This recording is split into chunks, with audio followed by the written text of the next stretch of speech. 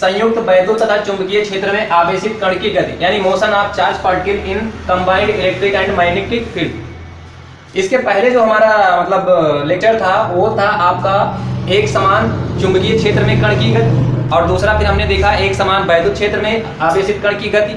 मतलब जब हम वो चीजें देख रहे थे तो केवल या तो मैग्नेटिक फील्ड हमारे पास होती थी और या तो इलेक्ट्रिक फील्ड होती थी, या चुंबकीय क्षेत्र या वैद्युत क्षेत्र, दोनों अलग अलग होता था, है ना। लेकिन यहाँ पर क्या है, अब हमें आवेशित कण को गति कराना है और दोनों प्रकार के क्षेत्रों को लेकर के, अर्थात हमारे पास इलेक्ट्रिक फील्ड भी रहेगी और मैग्नेटिक फील्ड भी रहेगी। जाहिर सी बात है दो बल कार्य करेगा। तो अब देखो हमने क्या किया कि इस चित्र को बनाया है। अब इस चित्र के हिसाब से अर्थात हमने जो इलेक्ट्रिक फील्ड ली है वो वाई अक्ष के अनुदिश लिया हुआ है। वैद्युत क्षेत्र की दिशा जो हम लेंगे वो किधर लिए हैं, वाई अक्ष की दिशा में लेंगे। और जो कण हमारा प्रवेश करेगा इस कंबाइंड फील्ड में वो एक्स अक्ष के अनुदिश इसमें एंटर करेगा, ठीक है, अलोंग एक्स एक्सिस, ठीक है। और उसके बाद में जो चुंबकीय क्षेत्र हमने लिया है वो हमने लिया है जेड अक्ष की दिशा में। अर्थात कहने का तात्पर्य यह है कि बी ई और बी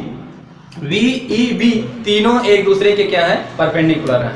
और यहां पर एक चीज और समझने की बात है, जब जैसे ही कण इस तरह के फील्ड में इंटर करेगा उस पर बल कार्य करने लगेगा, और बल भी दो तरह का कार्य करेगा, एक तो इलेक्ट्रिक फील्ड के कारण और दूसरा मैग्नेटिक फील्ड के कारण।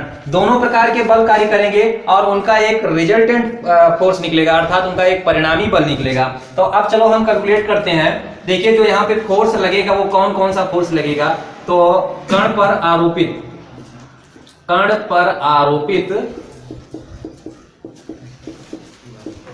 टोटल फोर्स यानी कुल बल, ठीक है। ये हम इसको एफ से रिप्रेजेंट कर दे रहे हैं, तो यह बराबर एक तो इलेक्ट्रिक फील्ड हो जाएगा, इसको हम एफ ई कह दिए, ठीक है, और एक आपका क्या हो जाएगा, मैग्नेटिक फील्ड हो जाएगा, इसको हम एम कह दें या बी कह देते हैं, चलो, क्योंकि हमने चुंबकीय क्षेत्र को बी से रिप्रेजेंट किया है इसलिए हमने इसको ये बी कह दिया। अब यहाँ पे फिर क्या हो जाएगा, आप जानते हो, देखो एक चीज और ध्यान दो, यहाँ पर एक्स अक्ष की दिशा में जो एकांक सदिश होता है, unit vector in the direction of x axis, तो वो क्या होता है, आई कैप होता है, और वाई अक्ष की दिशा में जे कैप होता है, और जेड अक्ष की दिशा में के कैप होता है। तो यानी अगर हमें वेक्टर को रिप्रेजेंट करना है, क्योंकि हमने कहा कि वेक्टर जो वेग है हमारा वो एक्स अक्ष की दिशा में चल रहा है, कण जो है हमारा बी वेग से एक्स अक्ष की दिशा में गति कर रहा है, तो उस स्थिति में उसका वाई कंपोनेंट और या जेड कंपोनेंट क्या होगा, शून्य होगा।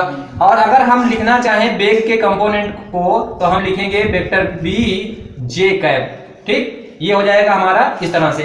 और अगर हम इसका लिखना चाहें इलेक्ट्रिक फील्ड का तो ये हो जाएगा हमारा ये आई हो जाएगा यहाँ पे, और ये हो जाएगा ई जे। और इसी प्रकार अगर हम इसका लिखना चाहें, कंपोनेंट लिखना चाहें, तो क्या हो जाएगा, वेक्टर बी के।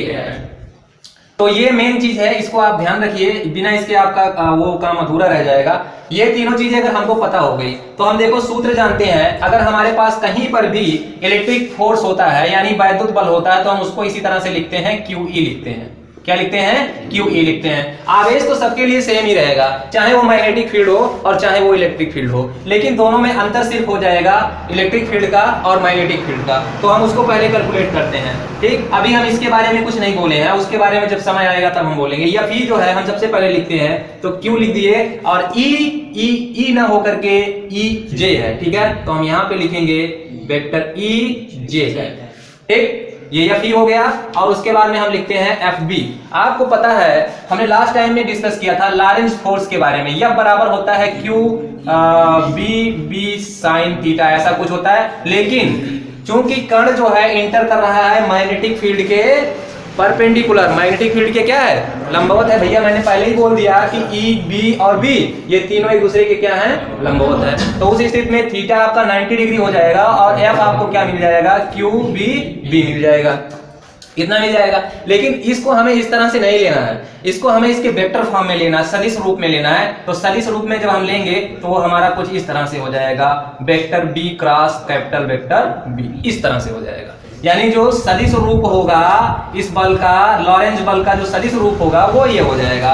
यानी हम यहाँ पर लिख सकते हैं इस चीज को, यहाँ पे क्या लिख सकते हैं, और एक चीज देखिए, यहाँ पे हमारा होगा Q और times vector B cross vector B, ऐसे कुछ हो जाएगा।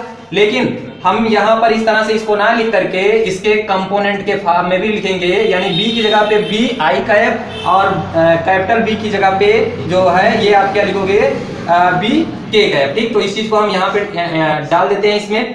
ये हमारा हो जाएगा आई, या इधर से ले लेते हैं बी आई कैप और क्रॉस बी के कैप, कुछ इस तरह से। समझ रहे हो ना, यही मेन चीज है। अगर आपको ये समझ में आ गई, ये देखिए क्यू दोनों में तो हम कॉमन कर लेते हैं, और कॉमन करके हमारे पास यहाँ पर मिल जाएगा वेक्टर ई जे कैप और प्लस आपका ये हो जाएगा, देखिए आई कैप और ये बी कैप। ये यहाँ से क्यू निकल गया है तो हम इसको ऐसे लिख देते हैं बी और बी, आपका ये हो जाएगा। और इधर हम लिख लेते हैं आई कैप क्रॉस के कैप। ये चीज ध्यान दीजिए, देखो इसको हमने इस तरह से लिख दिया। और हमने ही आपको क्लास 11th में बताया था, क्लास 11th में हमने आपको क्या बताया था कि अगर आई जे और के, यानी आई क्रॉस के अगर आपसे पूछा जाता है तो ये देखिए आई क्रॉस के, और चल किधर रहे हैं, उल्टा चल रहे हैं, तो बराबर हो जाएगा माइनस जे, यानी आई क्रॉस के, ये मैंने ट्रिक के माध्यम से आपको बताई थी, तो ये चीज हो जाएगा माइनस जे के बराबर। अर्थात हम यहां पर लिख देंगे क्यू ई जे और ये हो जाएगा माइनस बी बी।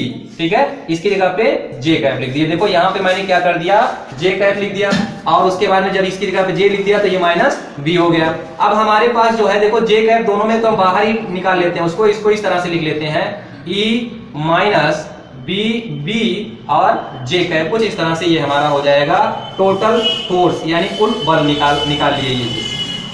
अब अगर हम चाहते हैं कि कण पर किसी भी प्रकार का कोई भी प्रभाव ना पड़े, कण जैसे कंबाइंड फील्ड में इंटर किया है उसी रूप में वो सीधी रेखा में बाहर निकल जाए, अगर हम ऐसा चाहते हैं। ठीक, क्योंकि जो फोर्स अप्लाई होगा वो तो ये होगा ही। अब चलिए हम यहाँ पर एक चीज देखते हैं, जो हमने कहा था कि ये चीज हमने क्यों बनाई, इसको आप समझिए। B क्रॉस B, जब भी हम दो वेक्टरों का क्रॉस प्रोडक्ट लेते हैं तो उसका जो सदिश गुणन होता है उसी को क्रॉस प्रोडक्ट कहते हैं। जो उसका सदिश गुणन होता है वो हमेशा दोनों वेक्टरों के लंबवत रहता है। क्या रहता है, दोनों वेक्टरों के लंबवत रहता है। अर्थात कुछ इस तरह से देखिए, ये वेक्टर जो है और ये वेक्टर है, इन दोनों वेक्टरों को समझो। ये वेक्टर B है, मतलब बेग वाला, और ये आपका चुंबकीय वाला है। दोनों वेक्टर ये इस तरह से कुछ है, ठीक है ना। दोनों के बीच में एंगल कितना है, 90 डिग्री। अब इन दोनों वेक्टर, ये आपका जो है बी है, ये वाला समझ रहे हो ना, ये दोनों इनके बीच में 90 डिग्री है, और ये कौन सा है, स्मॉल बी है। तो इन दोनों के बीच का जो इन दोनों वेक्टरों का जो क्रॉस प्रोडक्ट होगा, यानी सदिश गुणन होगा, वो क्या होगा, वो इस दिशा में होगा, कुछ इस तरह से, मतलब वो भी इन दोनों के परपेंडिकुलर होगा। तो फाइनली जो केस हमारा बन जाएगा, इन दोनों को ऐसे समझिए कि ये ऐसे हैं ये दोनों, तो इसका जो परपेंडिकुलर हो जाएगा वो नीचे की तरफ हो जाएगा।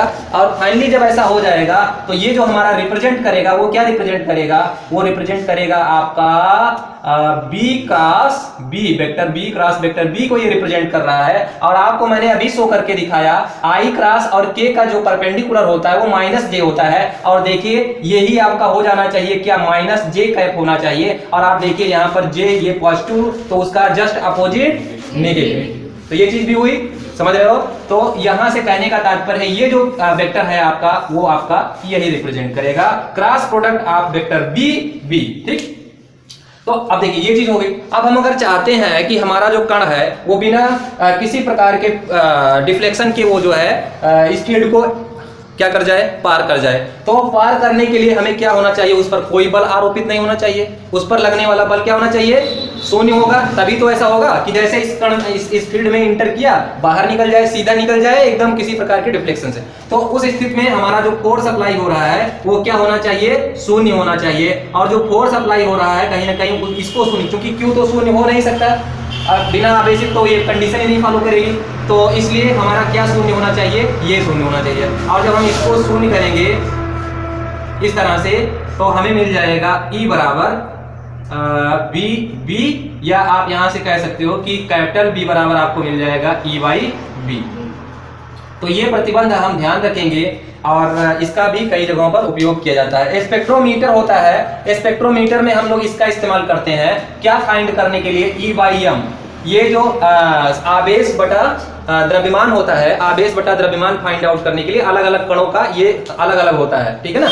तो उसको फाइंड आउट करने के लिए स्पेक्ट्रोमीटर का इस्तेमाल करते हैं और वहां पर हम ये कंडीशन फॉलो करवाते हैं। वहां पर जो है आपका इलेक्ट्रिक फील्ड होता है और मैग्नेटिक फील्ड होता है, और कहीं ना कहीं इसी का कुछ ना कुछ सिद्धांत हम अगले टॉपिक पे डिस्कस करेंगे जो आपका होगा।